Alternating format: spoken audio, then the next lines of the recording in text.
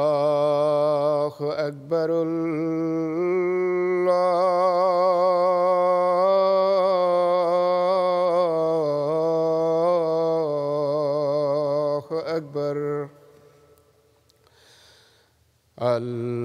اکبر اللہ اکبر اللہ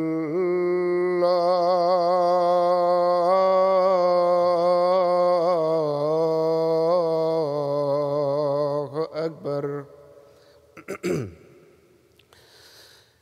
أشهد أن لا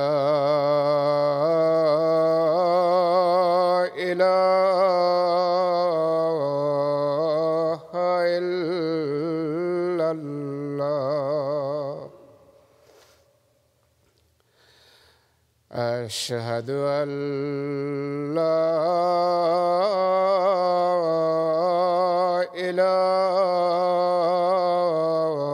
إله إلا الله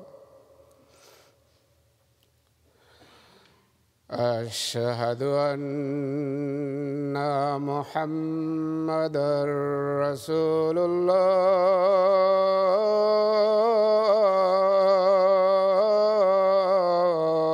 الله أشهد أن محمدًا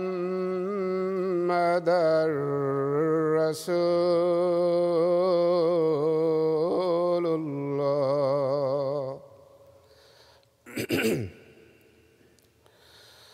حي على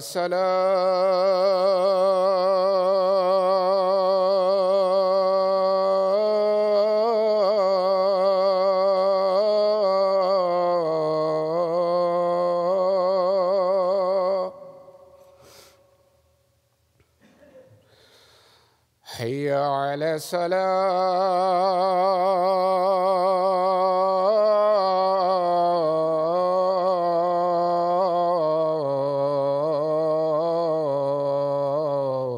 الصلاة حي على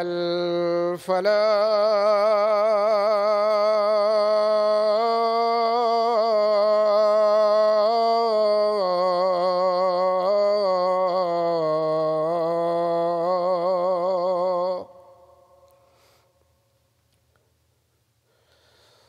حي على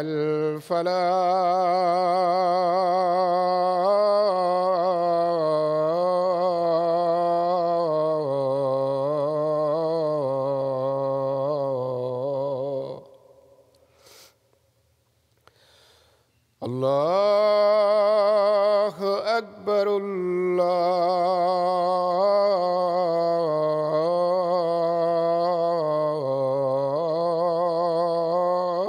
الله أكبر لا إله إلا الله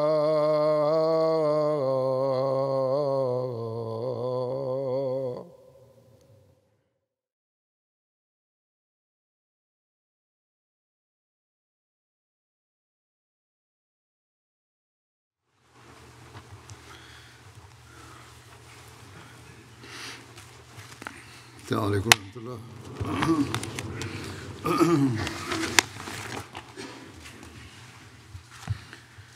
أشهد أن لا إله إلا الله وحده لا شريك له وأشهد أن محمدًا عبده ورسوله أما بعد فأعوذ بالله من الشيطان الرجيم بسم الله الرحمن الرحيم الحمد لله رب العالمين الرحمن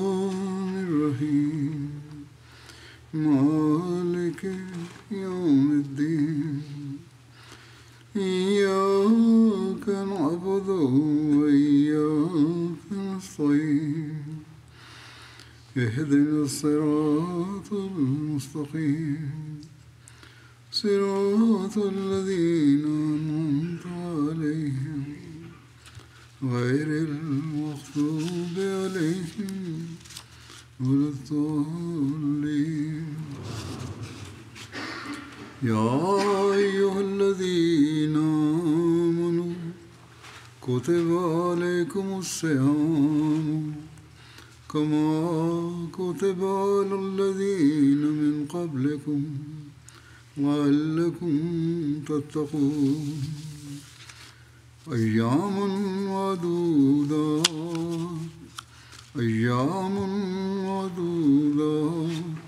فمن كان منكم مريضا وعلى سفر فعدة من أيام أخر وعلى الذين يطيقونه فدية طعام مسكين ومن تطوع خيرا فهو خير له وأن تصوموا خير لكم إن كنتم تعلمون. اے وہ لوگو جو ایمان لائے ہو، تم پر روزے اسی طرح فرض کر دیے گئے ہیں جس طرح تم سے پہلے لوگوں پر فرض کیے گئے تھے، تاکہ تم تقوی اختیار کرو۔ گنتی کے چند دن ہیں، بس جو بھی تم میں سے مریض ہو یا سفر پر ہو تو اسے چاہیے کہ وہ اتنی مدت کے روزے دوسرے ایام میں پورے کرے، اور جو لوگ اس کی طاقت رکھتے ہوں ان پر فدیہ ایک مسکین کو کھانا کھلانا ہے۔ بس جو کوئی بھی نفلی نیکی کرے تو یہ اس کے لیے بہت اچھا ہے، اور تمہارا روزے رکھنا تمہارے لیے بہتر ہے اگر تم علم رکھتے ہو۔ اللہ تعالیٰ کے فضل سے رمضان کا مہینہ شروع ہو چکا ہے۔ حضرت صلی اللہ علیہ وسلم نے فرمایا یہ بہت عظیم اور برکتوں والا مہینہ ہے۔ اس مہینے میں اللہ تعالیٰ اپنے بندوں کو اپنے فضلوں سے نوازنے کے لیے بہت مہربان ہو جاتا ہے۔ اللہ تعالیٰ تو عام دنوں میں بھی اپنے بندوں کو اس طرح نوازتا ہے جس کا ہم تصور بھی نہیں کر سکتے۔ تو اس مہینے میں جب خاص طور پر شیطان کو جکڑ کر اس کے پنجے سے نکلنے کے سامان کرتا ہے تو اس کے لیے تو ہمارے پاس الفاظ ہی نہیں ہیں کہ کس طرح مثال دی جائے۔ جب بھی اللہ تعالیٰ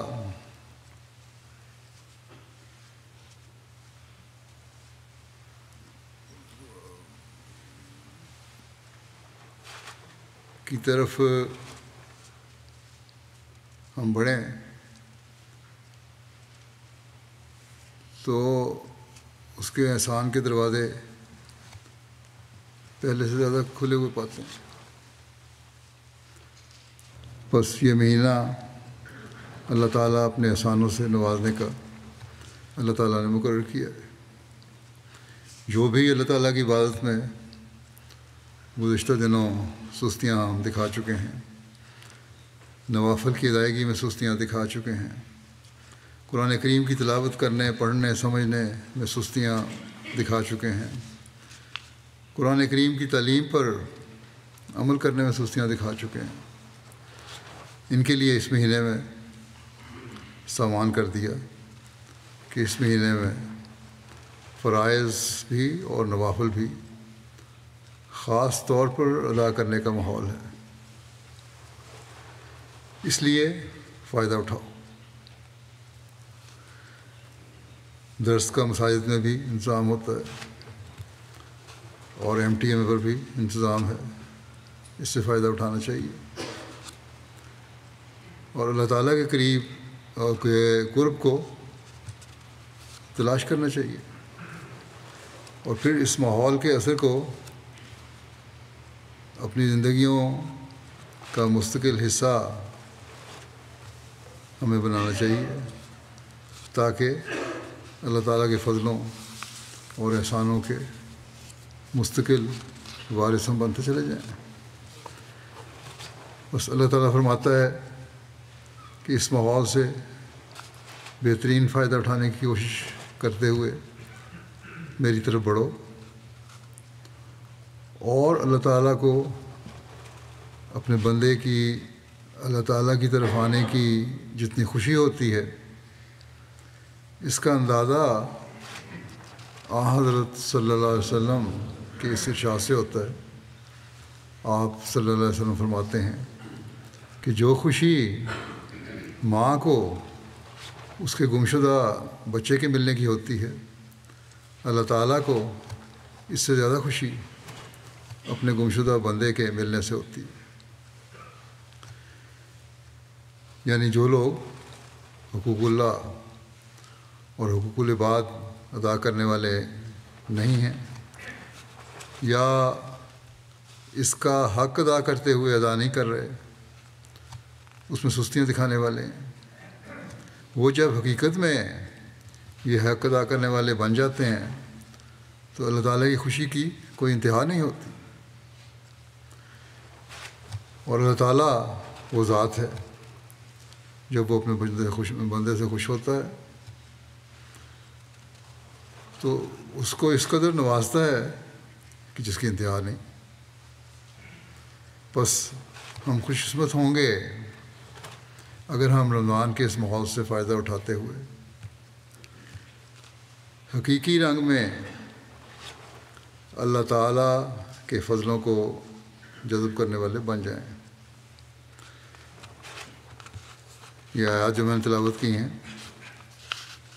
ان میں اللہ تعالیٰ نے جہاں تقویٰ پر چلتے ہوئے ہمیں اپنے حکموں پر چلنے کی طرف توجہ دلائی ہے، وہاں روزے سے متعلقہ بعض احکام کا بھی ذکر فرمایا ہے۔ بس ہم خوش قسمت ہیں کہ اللہ تعالیٰ نے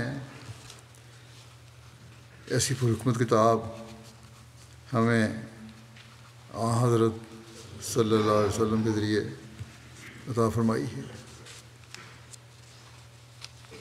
تاکہ ہم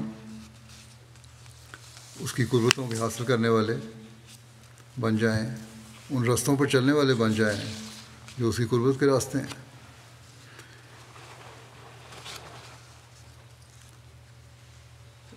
یہ پہلی آیت ہے، اس کے پہلے ارشاد میں ہی ہمیں عاجزانہ راہوں پر چلنے کی طرف توجہ دلا دی، اور ہمیں عاجزی کی تلقین یہ کہہ کر فرما دی کہ تم روزے رکھ کر کوئی ایسا کام کرنے لگے ہو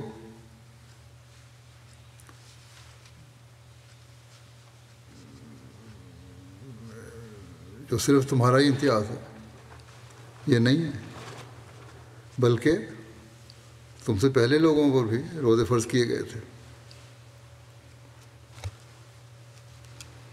ٹھیک ہے، ان کے روزوں کے طریق میں شاید کچھ فرق ہوگا، لیکن روزے ان پر بھی فرض کیے گئے تھے، اور مقصد یہ تھا کہ وہ تقویٰ پر چلیں، اور یہی روزوں کا مقصد تمہارے لیے بھی ہے کہ تم تقویٰ پر چلو،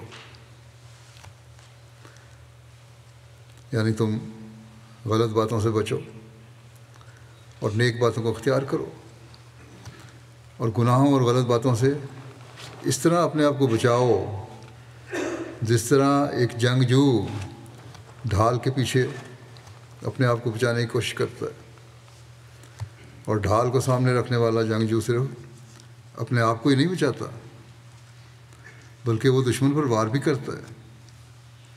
بس تم بھی اگر تقویٰ پر چل کر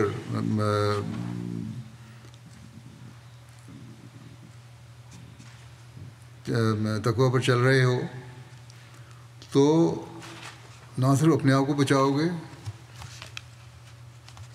بلکہ شیطان پر اور شیطانی خیالات پر حملہ کر کے اس کو بھی مار دو گے۔ اور یہی طریق ہے جس سے تقوی پر چلتے ہوئے روزے کا حق ادا ہوتا ہے۔ ورنہ حضرت صلی اللہ علیہ وسلم نے فرمایا کہ تمہیں بھوکا رکھنے کا اللہ تعالیٰ کو کوئی شوق نہیں۔ اصل مقصد تو تقوی پیدا کرنا ہے، اگر یہ نہیں تو روزے کا مقصد ہی فوت ہو جاتا ہے۔ آج کل تو بہت سے مسلمانوں کی بہت بڑی تعداد میں بھوکا رہنے والی بات بھی نہیں رہی۔ اکثر جو خاص طور پہ امیر لوگ ہیں سحری بھی بڑے اہتمام سے کھاتے ہیں اور افطاری بھی بڑے اہتمام سے کرتے ہیں۔ ہاں، بیچارہ غریب ہے جسے سحری اور افطاری بھی بڑی مشکل سے میسر آتی ہے، لیکن ان کا بھی روزے میں بھوک کے ساتھ پانی پینے سے بھی رکنا اللہ تعالیٰ کی نظر میں تب مقبول ہوگا جب تقویٰ کے راستوں کی بھی تلاش کریں گے، اپنی عبادتوں کو سنوارنے کی کوشش کریں گے۔ یہاں یہ بھی بیان کر دوں کہ امیروں کو چاہیے کہ اپنے علاقے کے غریبوں کی رمضان میں خاص طور پر خبر گیری کریں۔ افطاریوں میں صرف امراء کو ہی جمع کر کے افطاریوں سے لطف اندوز نہ ہوں، بلکہ غریبوں کی افطاریوں کا بھی انتظام کریں۔ اور یہ جو بڑی بڑی افطاریاں ہوتی ہیں دعوتوں کے رنگ میں، ان کے حق میں تو ویسے بھی میں نہیں ہوں۔ اب یہ دکھاوے اور بدعت یہ کا رنگ اختیار کر گئی ہیں۔ رمضان میں تو قرآن کریم کے پڑھنے پڑھانے، سننے سنانے کی طرف زیادہ توجہ ہونی چاہیے، ذکر الہی کی طرف زیادہ توجہ ہونی چاہیے، عبادات کی طرف زیادہ توجہ ہونی چاہیے۔ لیکن یہ ہوتا یہ ہے کہ بجائے اس کے جب جو لوگ مختلف قسم کے کام کر رہے ہیں اپنے کاموں سے آ کر افطاریوں کی دعوتیں کھانے میں مصروف ہو جاتے ہیں، اور جنہوں نے افطاریوں کی دعوت کی ہوتی ہے وہ بھی اس طرح توجہ دینے کے بجائے کہ قرآن حدیث پڑھیں، ذکر الہی کریں، عبادت کی طرف توجہ دیں، اس کوشش میں ہوتے ہیں کہ کس طرح اچھے سے اچھا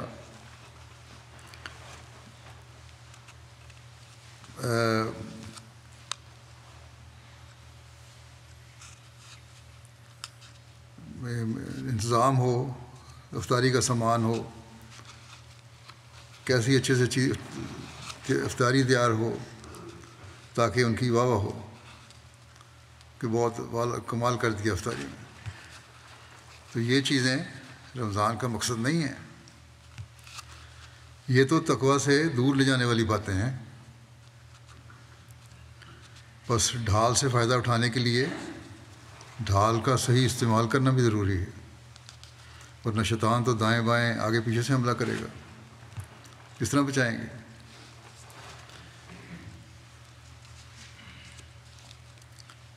اور پھر یہ شیطان جو ہے انسان کو کاری زخم لگا کر زخمی بھی کر سکتا ہے۔ بس ہمیں چاہیے کہ رمضان میں روزے کا حق ادا کرنے کی کوشش کریں، تقویٰ جو اصل مقصود ہے اسے حاصل کرنے کی کوشش کریں، اللہ تعالیٰ کی خاطر جائز باتوں سے بھی روکیں، تو پھر یقیناً اللہ تعالیٰ کی رحمت کی نظر ہم پر ہوگی، اور اللہ تعالیٰ ہمارے شیطان کو بھی جکڑ دے گا، اور نیکیاں کرنے کا وسیع میدان بلا روک ٹوک ہم پار کرتے چلے جائیں گے۔ عبادتوں اور ذکر الہی کا حصار ہمیں اللہ تعالیٰ کے فضل سے شیطانی حملوں اور روکوں سے بچاتا چلا جائے گا۔ شیطان کو کوئی معمولی چیز نہیں سمجھنا چاہیے۔ اس نے بڑے چیلنج سے یہ بات کی تھی کہ اللہ تعالیٰ کے بندوں کو اکثریت میرے بہکاوے میں آ کر میرے پیچھے چلے گی. بس ہم نے رمضان میں اس کے اس چیلنج کا مقابلہ کرنا ہے،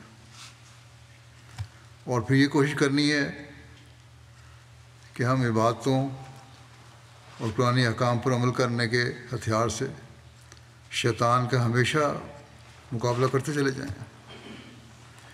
حضرت اقدس مسیح موعود علیہ السلام روزے کی حقیقت کے بارے میں بیان فرماتے ہوئے ایک جگہ فرماتے ہیں، روزے کی حقیقت سے بھی لوگ ناواقف ہیں.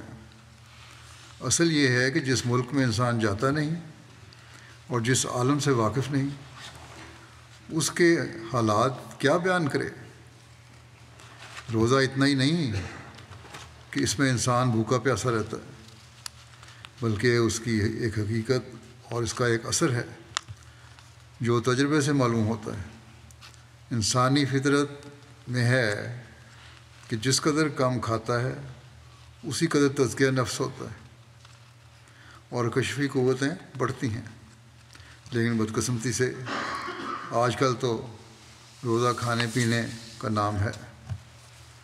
بہرحال آپ فرماتے ہیں خدا تعالیٰ کا اس سے یعنی روزے سے منشا یہ ہے کہ ایک غذا کو کم کرو اور دوسرے کو بڑھاؤ. ہمیشہ روزے دار کو یہ مد نظر رکھنا چاہیے کہ اس سے اتنا ہی مطلب نہیں ہے کہ بھوکا رہے، بلکہ اسے چاہیے کہ خدا تعالیٰ کے ذکر میں مصروف رہے تاکہ تبتل اور انقطاع حاصل ہو، یعنی اللہ تعالیٰ کی طرف توجہ پیدا ہو اور دنیا سے بے رغبتی ہو. بس روزے سے یہی مطلب ہے کہ انسان ایک روٹی کو چھوڑ کر جو جسم کی پرورش کرتی ہے دوسری روٹی کو حاصل کرے جو روح کی تسلی اور سیری کا باعث ہے. اور جو لوگ محض خدا تعالیٰ کے لیے روزے رکھتے ہیں اور نرے رسم کے طور پر نہیں رکھتے، انہیں چاہیے کہ اللہ تعالیٰ کی حمد اور تسبیح اور تحلیل میں لگے رہیں، جس سے دوسری غذا انہیں مل جائے. پس رمضان میں قرآن کریم کے پڑھنے اور سمجھنے کے ساتھ ساتھ عبادت اور ذکر الہی بھی بہت ضروری ہے. دل اللہ تعالیٰ کی حمد کرتا رہے، تسبیح کریں. اس لیے یہ حضرت مسیح موعود علیہ السلام کی بتائی ہوئی دعا الہامی دعا بھی ہے، یعنی سبحان اللہ و بحمدہ سبحان اللہ العظیم اللہم صلی علی محمد و آل محمد. یہ ایک بہت اہم دعا ہے. حضرت صلی اللہ علیہ وسلم کا واسطہ دعاؤں کی قبولیت کے لیے ضروری ہے، یہ اللہ تعالیٰ کا حکم ہے. اسی طرح تحلیل ہے جو اللہ تعالیٰ کی وحدانیت کا اظہار ہے، یہ بھی بہت ضروری ہے. بس یہ ذریعے ہیں جو تقویٰ میں ترقی کا باعث بنتے ہیں اور قبولیت دعا کے لیے بھی اہم ہیں. بس اس طرف ہمیں خاص طور پر توجہ دینی چاہیے. اللہ تعالیٰ قرآن کریم میں تقویٰ پر چلنے کی بے شمار جگہ تلقین فرماتا ہے. ہر نیکی کے حصول کے لیے تقویٰ شرط رکھی ہے، بس اس کی طرف بہت توجہ کی ضرورت ہے. حضرت مسیح علیہ السلام نے بھی اس طرف بے شمار جگہ بلکہ قریباً ہر مجلس میں ہی توجہ دلائی. آپ کا ایک مصرع ہے، ہر نیکی کی جڑ یہ اتقاء ہے. تو اللہ تعالیٰ نے آپ کو الہاماً فرمایا اگلا مصرع کہ اگر یہ جڑ رہی سب کچھ رہا ہے. بس تقویٰ ہی ہے جو اللہ تعالیٰ کو پسند ہے، تقویٰ ہی ہے جو ہر نیکی کی طرف لے کر جاتا ہے، تقویٰ ہی ہے جو دنیاوی علائشوں سے پاک کرتا ہے، تقویٰ ہی ہے جس سے انسان کی جسمانی اور روحانی ہر قسم کی ضرورت پوری ہوتی ہے. پس تقویٰ کا اصول ایک مومن کا اولین فرض ہونا چاہیے. جیسا کہ میں نے کہا حضرت مسیح علیہ السلام نے بھی تقوی کے مضمون کو مختلف پیرایوں میں کئی جگہ بیان فرمایا ہے۔ آپ علیہ السلام کے بعد ارشادات بھی اس سلسلے میں پیش کرتا ہوں۔ آپ فرماتے ہیں قرآن شریف نے شروع میں ہی فرمایا ہدی للمتقین، بس قرآن شریف کے سمجھنے اور اس کے موافق ہدایت پانے کے لیے تقوی ضروری اصل ہے۔ ایسا ہی دوسری جگہ فرمایا لا یمسہ الا المطہرون۔ دوسرے علوم میں یہ شرط نہیں، ریاضی ہے، ہندسہ و حیات ہے، دوسرے مضامین ہیں وغیرہ ہیں، ان میں اس امر کی شرط نہیں کہ سیکھنے والا ضرور متقی اور پرہیزگار ہو، بلکہ خواہ کیسا ہی فاسق فاجر ہو وہ بھی سیکھ سکتا ہے۔ بلکہ آج کل تو یہ لوگ اس علوم میں بہت زیادہ بڑے ہوئے ہیں۔ فرمایا مگر علم دین میں خشک منطقی اور فلسفی ترقی نہیں کر سکتا، اور اس پر وہ حقائق اور معارف نہیں کھل سکتے جس کا دل خراب ہے اور تقوی سے حصہ نہیں رکھتا، پھر کہتا ہے کہ علوم دین اور حقائق اس کی زبان پر جاری ہوتے ہیں، وہ جھوٹ بولتا ہے۔ ہرگز اسے دین کے حقائق اور معارف سے حصہ نہیں ملتا، بلکہ دین کے لطائف اور نکات کے لیے متقی ہونا شرط ہے، جیسا کہ یہ فارسی شعر ہے عروس حضرت قرآن نقاب آنگا بردارت کہ دار الملک مانی را کند خالی زہر غوغا۔ فرقان کی دلہن تب نقاب اٹھاتی ہے جب باطن کی بستی کو ہر قسم کے شور و غوغا سے خالی کر لیا جائے۔ آپ فرماتے ہیں کہ جب تک یہ بات پیدا نہ ہو اور دار الملک مانی خالی نہ ہو، یعنی دل کی بستی جو ہے وہ دنیاوی گندگیوں سے پاک کرنا ضروری ہے، اگر وہ اس سے خالی نہیں ہے تو پھر کوئی فائدہ نہیں۔ فرمایا وہ غوغا کیا ہے، یہ شور شرابہ کیا چیز ہے؟ یہی فسق و فجور، غوغا جو گندگیاں ہیں کیا ہے، یہی فسق و فجور ہے، دنیا پسندی ہے۔ ہاں یہ جدا امر ہے کہ چور کی طرح کچھ کہلائے تو کہہ دے، یعنی جو نیکی کی باتیں اگر کبھی کہہ بھی دیتا ہے کوئی شخص تو وہ دوسروں کی چوری ہوئی باتیں ہوتی ہیں، اپنی نہیں ہوتی۔ لیکن جو روح القدس سے بولتے ہیں وہ بجز تقوی کے نہیں بولتے۔ یہ خوب یاد رکھو کہ تقوی تمام دینی علوم کی کنجی ہے، انسان تقوی کے سوا ان کو نہیں سیکھ سکتا، جیسا کہ اللہ تعالیٰ نے فرمایا ہے الف لام میم ذالک الکتاب لا ریب فیہ ھدی للمتقین۔ یہ کتاب تقوی کرنے والوں کو ہدایت کرتی ہے، اور وہ کون ہیں؟ الذین یؤمنون بالغیب، جو غیب پر ایمان لاتے ہیں، یعنی ابھی وہ خدا نظر نہیں آتا لیکن اللہ تعالیٰ پر ایمان ہے ان کا کہ خدا ہے، بہت تجربہ بھی نہیں ہے لیکن پھر بھی ایمان لاتے ہیں خدا ہے، اور پھر نماز کو کھڑی کرتے ہیں۔ یعنی نماز میں ابھی پورا سرور اور ذوق پیدا نہیں ہوتا، کھڑی کرنے کا مطلب یہ ہے کہ ابھی پورا سرور اور ذوق پیدا نہیں ہوتا، تاہم بے لطفی اور بے ذوقی اور وساوس میں ہی نماز کو قائم کرتے ہیں، اور جو کچھ ہم نے ان کو دیا ہے اس میں خرچ کرتے ہیں، اور جو کچھ تجھ پر یا تجھ سے پہلے نازل کیا گیا ہے اس پر ایمان لاتے ہیں۔ فرمایا کہ یہ متقی کے ابتدائی مدارج اور صفات ہیں۔ یہ باتیں جو ہیں یہ تو ایک متقی کے ابتدائی مدارج ہیں، درجے ہیں اور صفات ہیں، یہ ہماری باتیں ہونی چاہیے۔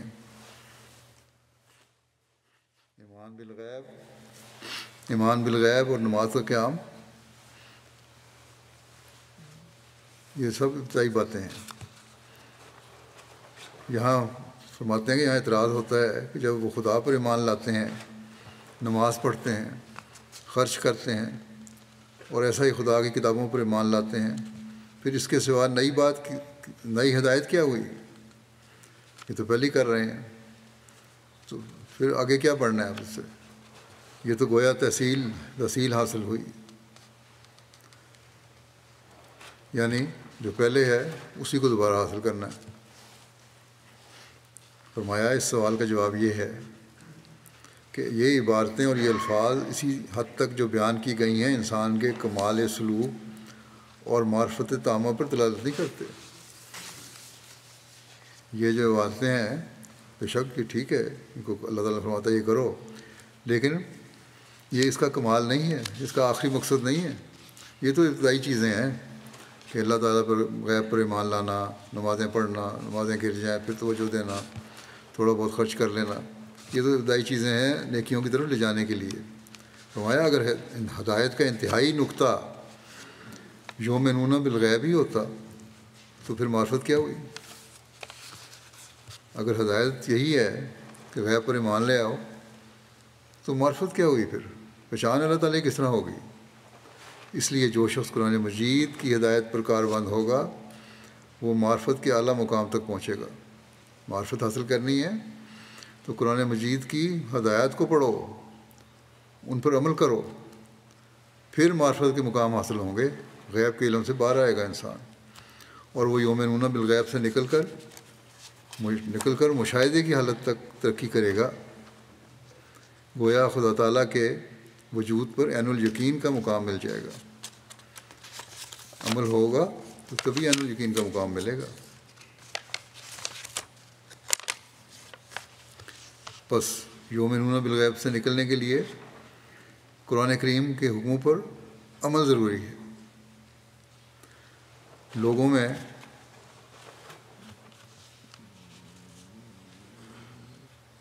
لوگ یہ سوال کرتے ہیں کہ غیب پر ایمان کیوں لائے؟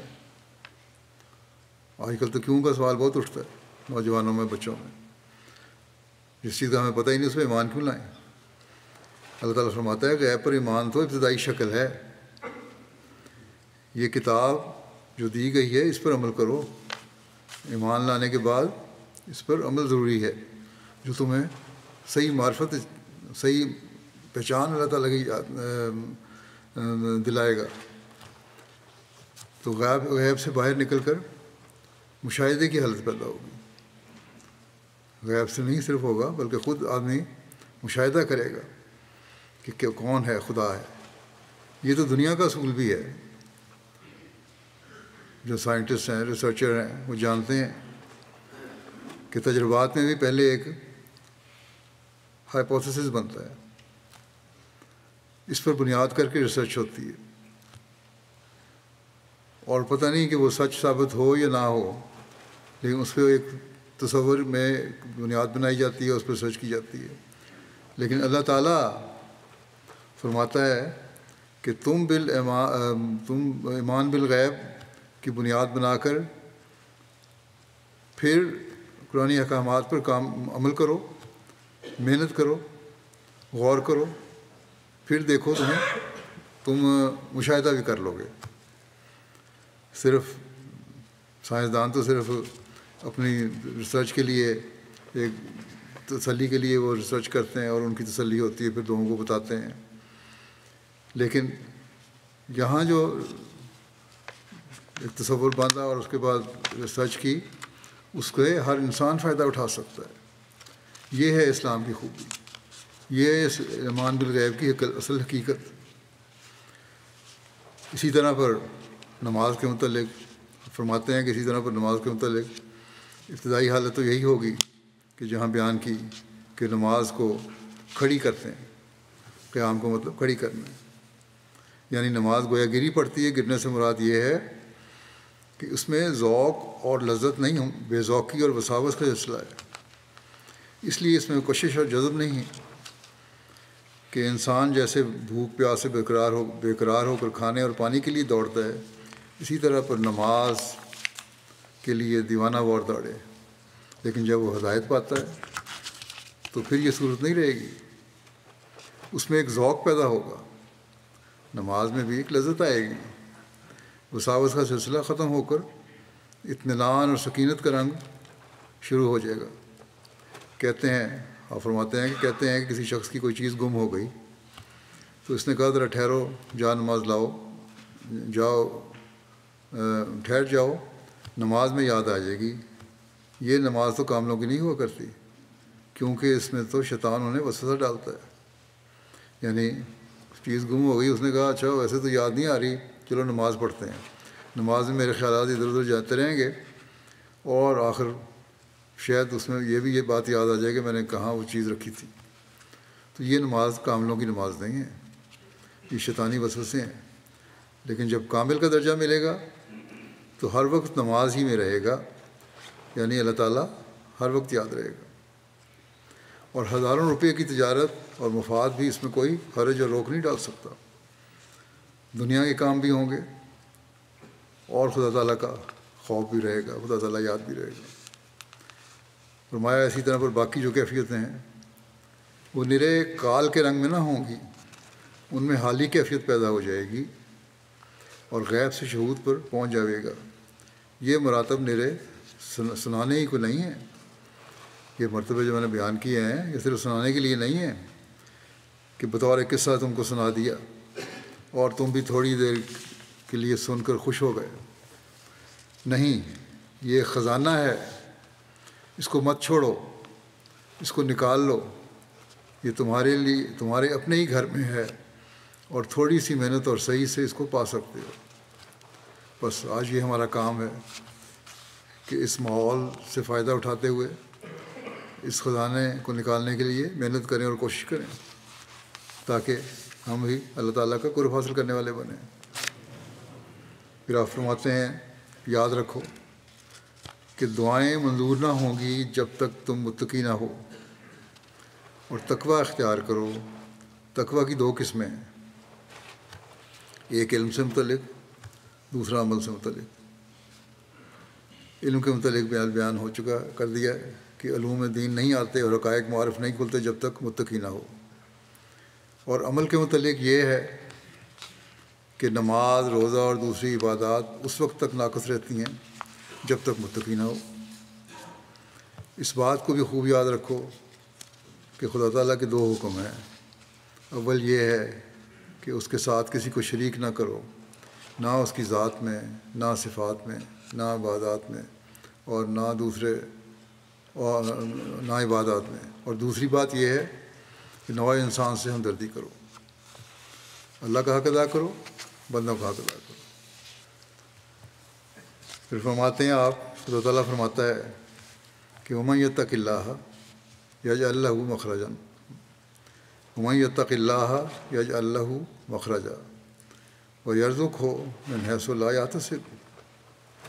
بس تقویٰ ایک ایسی چیز ہے کہ جسے یہ حاصل ہو اس سے گویا تمام جان کی نعمتیں مل جاتی ہیں. تقویٰ اختیار کرو گے تو ایسے ایسے سامان اللہ تعالیٰ پیدا فرمائے گا اور ایسی جگہوں سے رزق دے گا جہاں تمہارا گمان بھی نہیں ہوگا.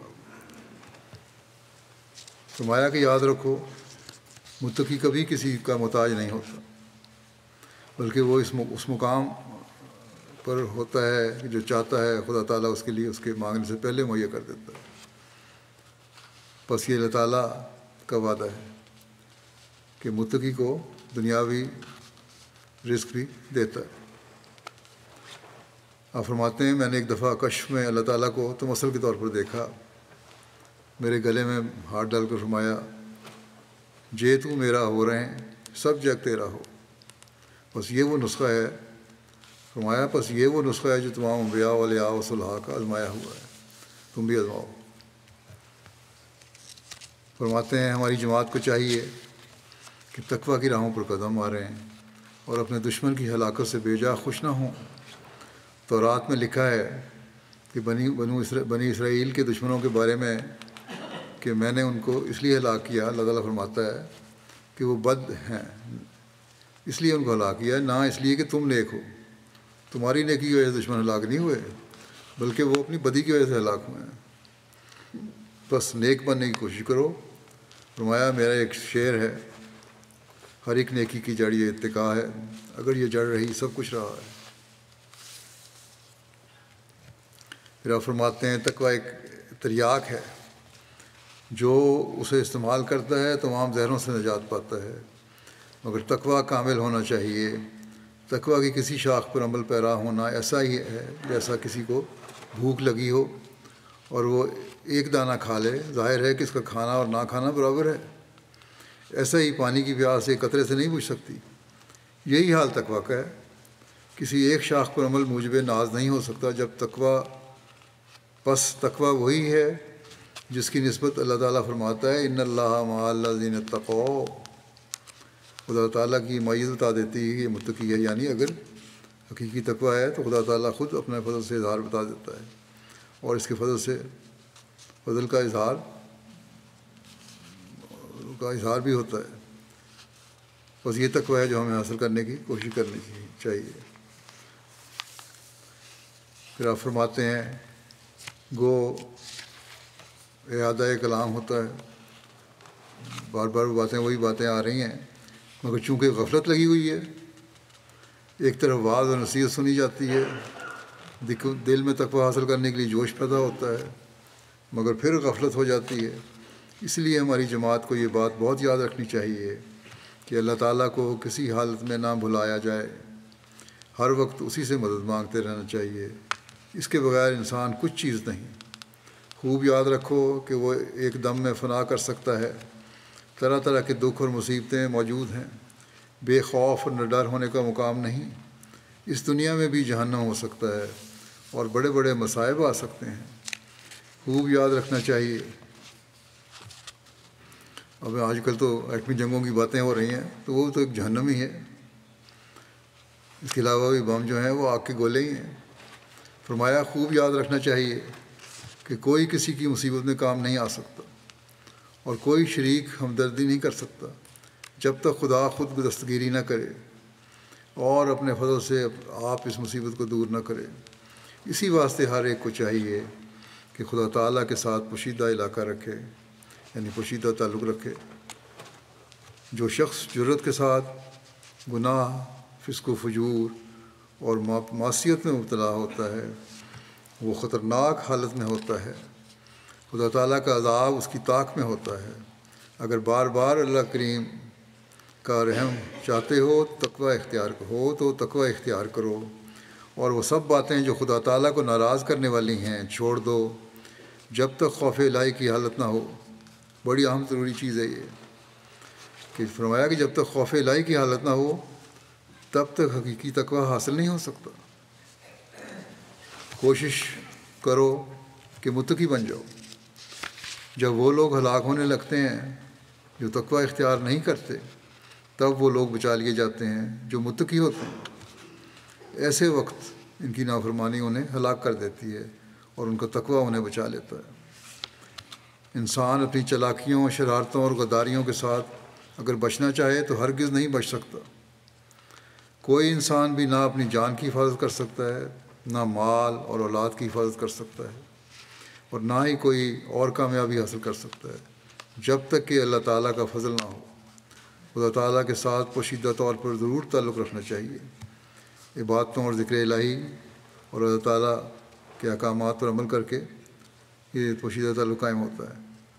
فرمایا کہ خدا تعالیٰ کے ساتھ پوشیدہ طور پر ضرور تعلق رکھنا چاہیے اور پھر اس تعلق کو محفوظ رکھنا چاہیے، یعنی مستقل رہے. پھر عقل مند انسان وہی ہے جو اس تعلق کو محفوظ رکھتا ہے، اور جو اس تعلق کو محفوظ نہیں رکھتا وہ بیوقوف ہے.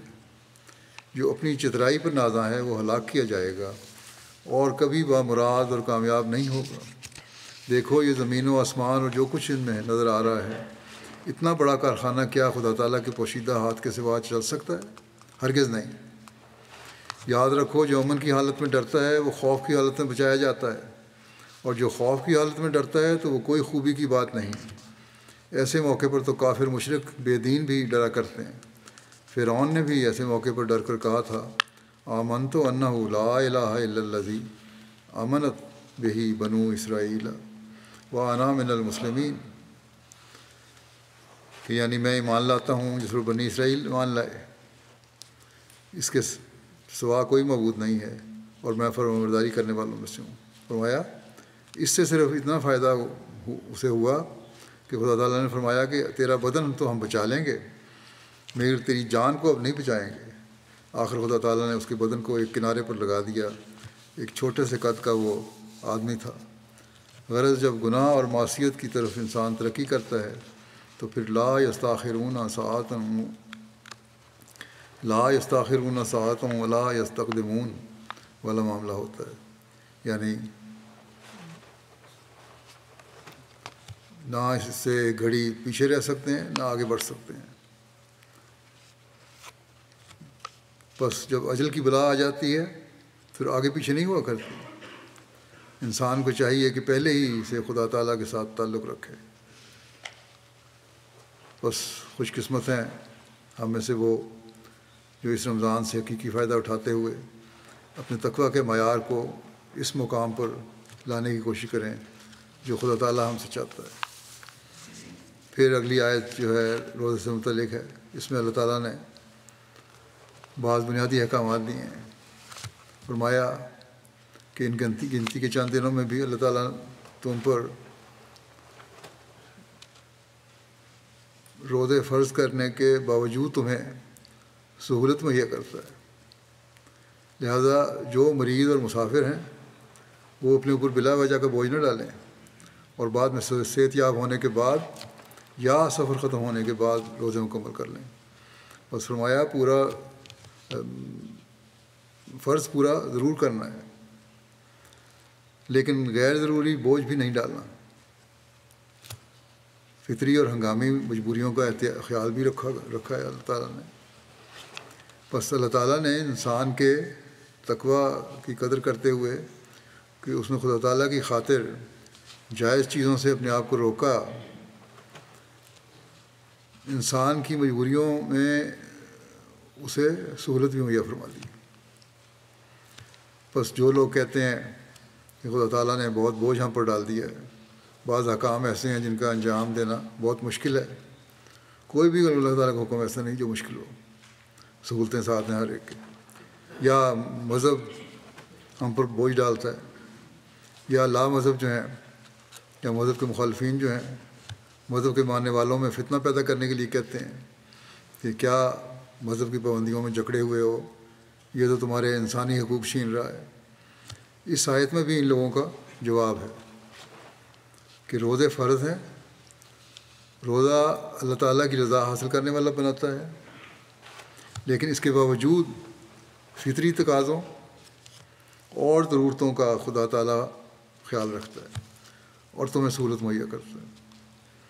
سال کے دوران کسی وقت بھی اپنے روزے مکمل کر لو، اور صاحب حیثیت اپنے چھوٹے ہوئے روزوں کا کچھ فدیہ بھی دے دیں۔ ہر ایک پہ فرض نہیں، جو صاحب حیثیت ہے وہ دے دیں، اس سے دوہرا ثواب ہے، یہ زائد نیکی جو تم کرو گے۔ تو اللہ تعالیٰ تو اس طرح نوازنے کے سامان کرتا ہے۔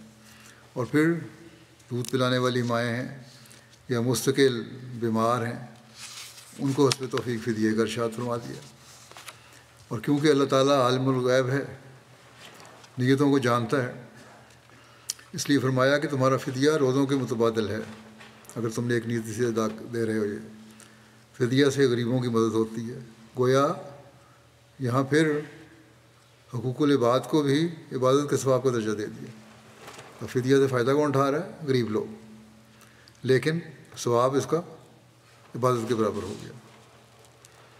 یہ ہے اسلام کا خدا جو سوائے رحم کے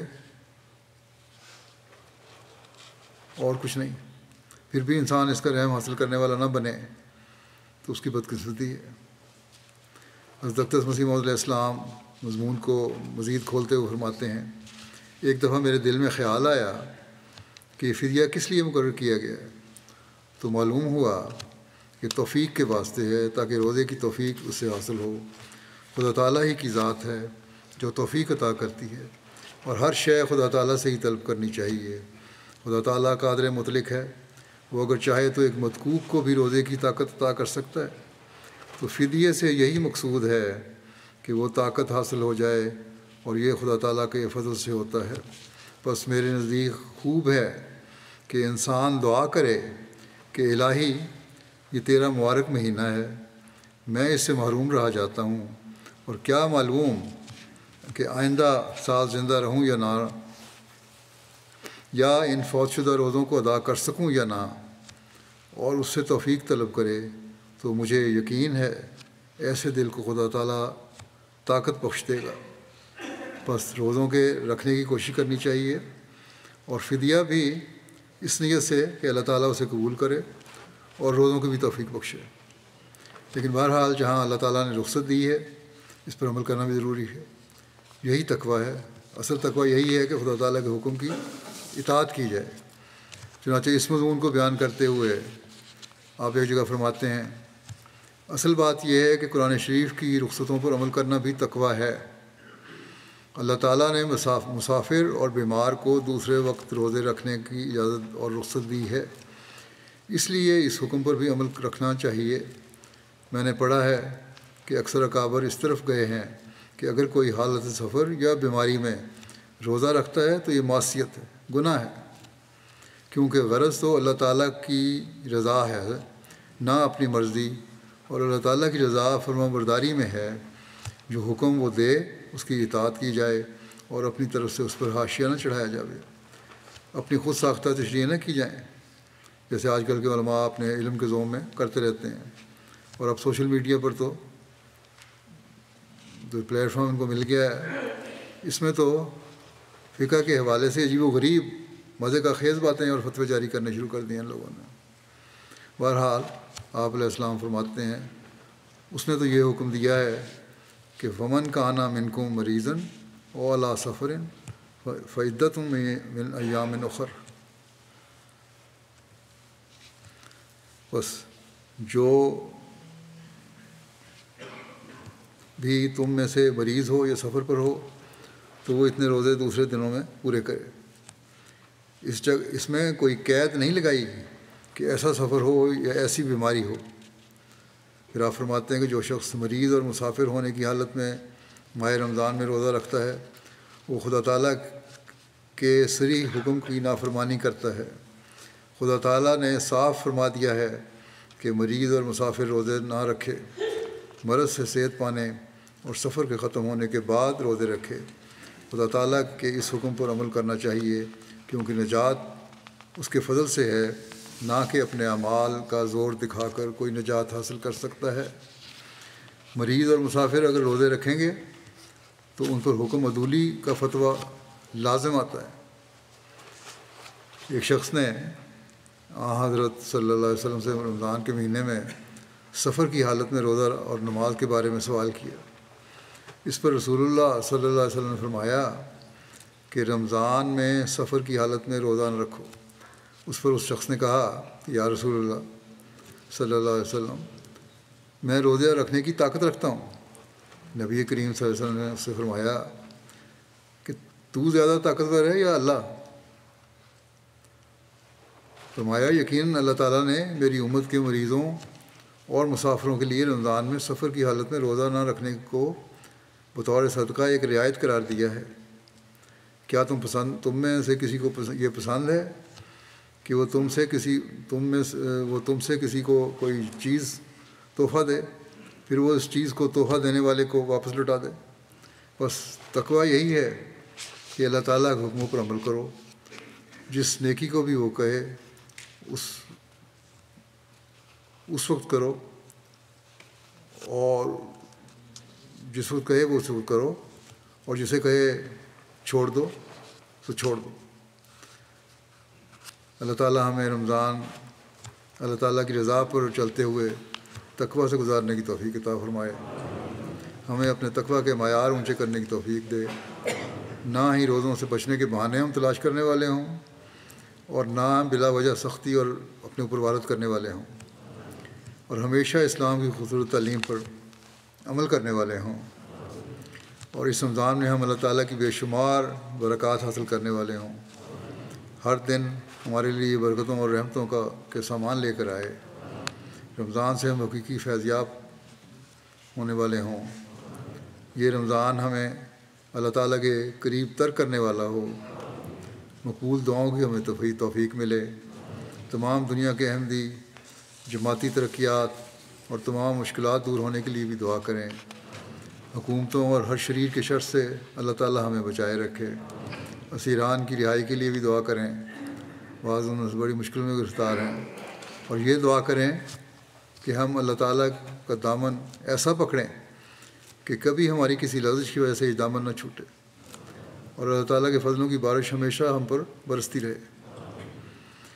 مسلمان دنیا کے لیے بھی دعا کریں، اللہ تعالیٰ انہیں عقل اور سمجھ دے اور وہ آنے والے مسیح موعود اور مہدی موعود کو ماننے والے ہوں۔ جنگوں کے بد اثرات سے بچنے کے لیے بھی دعا کریں۔ مسلمان ممالک میں اقتدار کی خاطر جو جنگیں لڑی جا رہی ہیں اور اس کے نتیجے میں جو معصوم عوام ظلم کی چکی میں پس رہے ہیں، اللہ تعالیٰ ان پر رحم کرتے ہوئے ان ظالموں سے نجات دے۔ دنیا کے عمومی حالات کے لیے بھی دعا کریں، اللہ تعالیٰ جنگ اور اس کے خطرناک نتائج سے بچائے۔ جنگ کی صورت میں ظاہر ہے کہ احمدی بھی اس سے متاثر ہوں گے، اللہ تعالیٰ انہیں اسے محفوظ رکھے۔ اس سے بچنے کے لیے بھی ہر احمدی کو اپنے تقویٰ کا معیار اونچا کرنا ہوگا، یہی حضرت مسیح علیہ السلام نے فرمایا ہے۔ اللہ تعالیٰ اس کی بھی ہر ایک کو توفیق دے۔ یہاں بھی لگتا ہے یو کے میں بھی مسلمانوں کے گرد دائرہ تنگ کرنے کی کوشش کی جا رہی ہے۔ ایک قانون شدت پسندی کو ختم کرنے کے لیے لایا گیا ہے، لیکن عمومی تجزیہ کاروں کا خیال یہ ہے کہ یہ مسلمانوں کو ٹارگٹ کرنے کے لیے ہے۔ بہرحال اللہ تعالیٰ بہتر جانتا ہے کہ اس کے پیچھے کیا ہے، کیا ارادے ہیں ان لوگوں کے، لیکن دعا کرنی چاہیے کہ اللہ تعالیٰ ہمیں بھی اور یہاں کے باقی مسلمانوں کو بھی اس کے شر سے محفوظ رکھے۔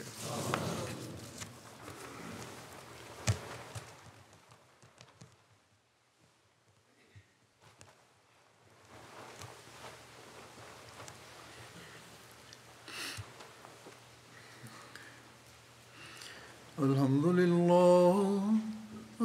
لله نحمده ونستعينه ونستغفره ونؤمن به ونتوكل عليه ونعوذ بالله من شرور أنفسنا ومن سيئات أعمالنا من يهده الله فلا مضل له ومن يضلل فلا هادي له ونشهد أن لا إله إلا الله ونشهد أن محمدا عبده ورسوله عباد الله رحمكم الله إن الله يأمر بالعدل والإحسان وإيتاء ذي القربى وينهى عن الفحشاء والمنكر والبغي يعظكم لعلكم تذكرون اذكروا الله يذكركم وادعوه يستجب لكم ولذكر الله أكبر